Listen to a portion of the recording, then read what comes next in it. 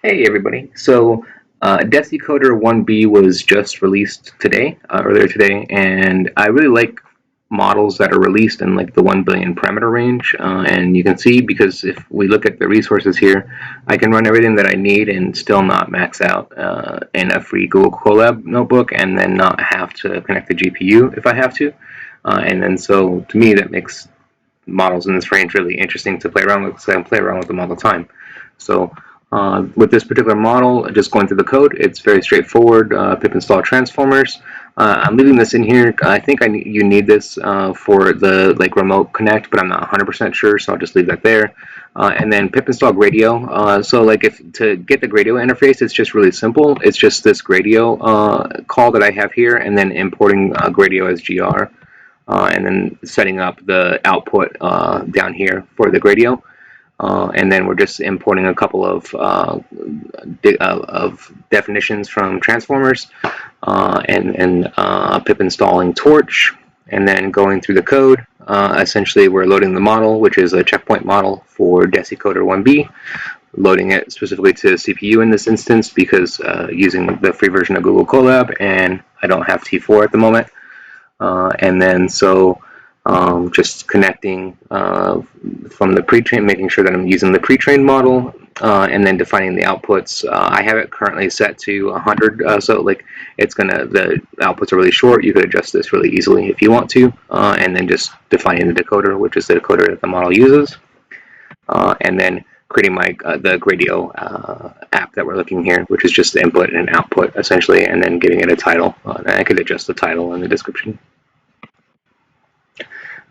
So this is the model, DeciCoder-1B. I've been playing around with it a lot before making this video, and so my impressions of it are models in this range, they're not going to be very generalizable. Like, they're not going to do a function a lot outside of the way that they're trained, and they're going to always revert to their training data, and then that's how this model seems to operate.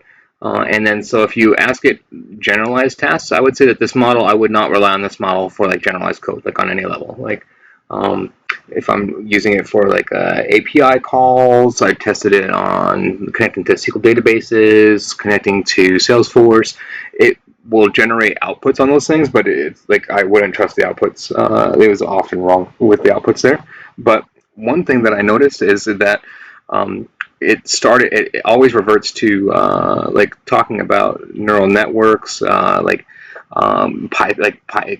Python code specifically in these instances, but anything around it, I would utilize it to if I'm not sure on something. The example that we're looking at here is defines the diffusion mechanism, and then we can see if I were actually having that question, what all should I include in here? I would include everything that it includes here: the diffusion rate, the diffusion time, and the diffusion time step, and then of course the initialization. So it does do good as far as listing out these tasks. It's something that I would possibly actually utilize this model for.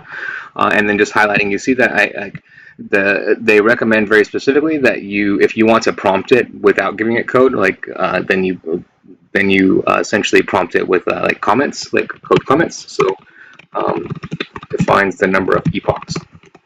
This is another one, and it takes about 37 seconds, as you can see there, that's between 30 and 37 seconds to go through and then generate.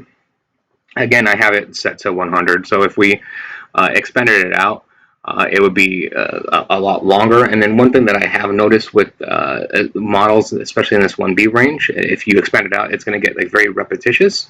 It's essentially, to me, it seems that it pulls from its training data hard, and then anything that is not in its training data, it's not going to generalize very well outside of that.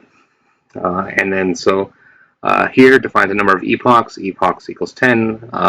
Batch size, learning rate, number of classes, number of samples per class. And then if we let it go through, I'm sure it would, again, generate whatever is directly in its training sets around these things, which is could be in the way that it lists this out. And if you're looking to build, for example, if I was looking to build my own neural network from scratch, and I wanted to make sure that I'm including every single element within it, I might query the model on this, like defines the dropout rate, for example.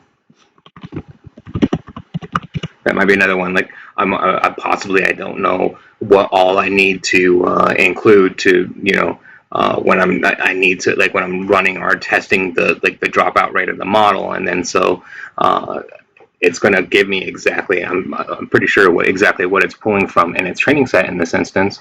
And then so, like, in these types of instances, I think you can pull utilization and value out of the model. Don't prompt it at all like as a question and answer model. It's not going to work that way. And then when I prompted it with code directly, it just most of the time just repeated back the code. I found that this is the best way to prompt the model, like giving it the code comments. And then here, dropout rate, number of attention heads, attention layers, feed forward layer, output layer. So again, it's just going through like the list of like what all it's pulling from its training data related to these things, which is like, again, it could be like really useful. And then I found specifically in these instances, specifically around these things, because you want to list out a lot of things when you're building out like a neural network in this instance, it could be a useful instance there. So just showcasing DeciCoder-1B, I'll leave the code here, the description and the link, so you can play around with it. And then if you like this content, please like and subscribe. Thank you very much.